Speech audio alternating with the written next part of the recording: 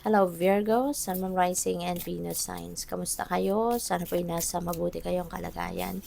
Welcome back po sa Star Tarot at kung bago kayo rito, welcome din po kayo.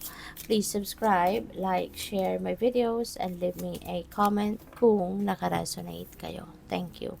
So yung first card ninyo, we have partnership, growth, fertility. So, pwede na ang iba sa inyo rito. Baka kayo ay papasok sa isang partnership. Possible yan na love connection ito, no?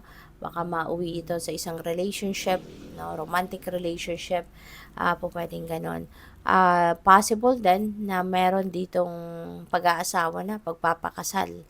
Kasi yung kunyari, nasa isang established relationship na kayo. So, that relationship, being boyfriend, girlfriend, siguro, is leveling up, no? Mag-grow na din ang inyong relasyon. Kaya po pwedeng papunta na kayo sa pagpapakasal, po pwedeng papunta na kayo sa pagiging engaged, yung ganyan, no? And you are going to start, no?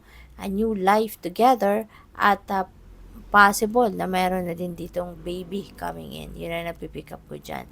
Baka ang iba sa inyo buntis na, no? Or po pwedeng ang iba sa inyo dito talagang you're going to work on pagbubuntis agad. No? So that is possible. So we have center. Ayan. So most of you, Virgo, this could be the perfect time for you, to focus on yourself as well. Siguro, since para sa mga Katoliko, malapit na yung natin, yung Holy Week, 'di ba? And we are already on the Lenten season. Kaya probably ang iba sa inyo, you are already starting to do some kind of reflection, nag-i-inner quest na kayo, you are finding na tranquility, yung naghahanap na kayo siguro ngayon ng ng katahimikan, kapayapaan, yung ganon. Ang iba siguro sa inyo, nagre-retreat na, yung mga ganyan, nagre-recollection na, yung mga ganyan, ano? Kaya, you are focusing on your center. You are getting back to your center, which is really good. Kasi po pwedeng alam ninyo sa sarili ninyo na kayo, somehow, nagkaroon ng imbalance. Somehow, parang nararamdaman siguro ninyo na parang wala kayo sa sentro, kaya ito na yung mga ginagawa ninyo or ito na yung mga gagawin ninyo, no? Magninilay-nilay, magso-solitude, magko-contemplate so that you can get back to your center. So we also have guardian, ayan, ancient, way, shower. So feeling ko dito, Virgo, you are guided, no? You are divinely guided. O pwedeng yung mga spirit guides mo, lagi na nandyan. Aside from your guardian angels na laging nandiyan dyan para bantayan ka, para gabayan ka, para proteksyonan ka, aside from those angels, no, guardian angels na lagi silang nandiyan dyan, feeling ko dito, even your spirit guides are also always watching you. Merong mga spirit guides kayo, kasi ang dami-dami nating spirit guides. So, maaari na meron dito mga spirit guides kayo na laging nagbabantay sa'yo, laging nag-aantay na makapasok sa buhay mo para tulungan ka, no, sa kung ano man ang specific na sitwasyon sa buhay ninyo. So, yan lang naman ang napipick up ko dyan. So, good luck, Virgo.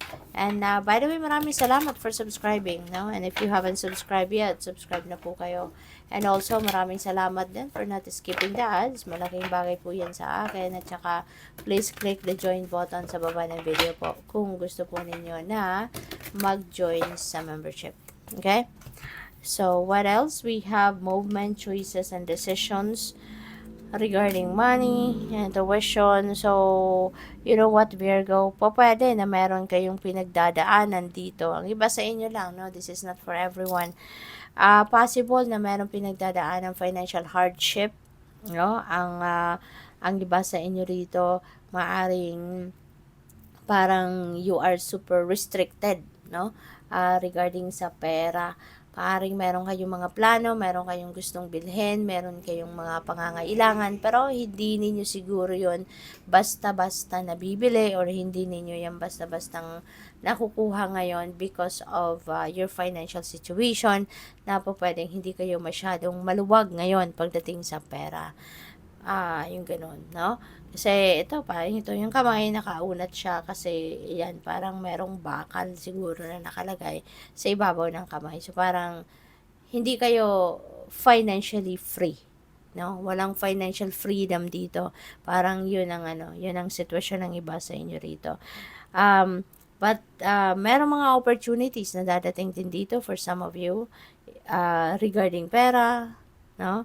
Pwedeng merong mga decision.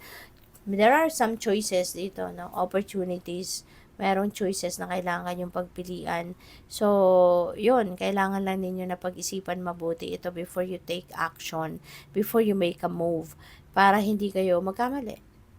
Para masigurado ninyo na yan ay, yung gagawin ninyo ay tama and that will be beneficial for you, yung ganon. Okay? So, pwede na yung decision na to is a financial decision. This could be about marriage, or this could be about relationship, about partnership, or any other area of life, no? Pwedeng meron kayo dito kailangan pag-isipan mabuti. Okay? And before you take action, so, siguraduhin muna ninyo na talagang ang desisyon ninyo ay ito na yun na makakabuti para sa inyo. There is a reminder para sa inyo dito na pakinggan ninyo ang inyong intuition. Listen to your gut. Okay? Listen to your gut para magabayan kayo ng divine, kung ano ang tamang path na tatahakin ninyo rito. Anong decision ang gagawin ninyo rito. Okay? Whatever is best for you, whatever will be beneficial for you. So, sundin mo, pakinggan mo kung anong bulong ng iyong intuition kasi the universe is always guiding you. Lagi siyang nandiyan dyan, ginagabayan ka, pinupush ka towards the right path. Kaya pakinggan mo kung ano yung sinasabi sa iyo ng inyong intuition kasi doon ka dadalhin ito sa kung saan ka magiging mas effective, saan ka mas magiging maginhawa, kung saan ka mas magiging maganda ang pamumuhay ninyo. Alright? Good luck sa iyo. Thank you for watching. Love and light. Namaste.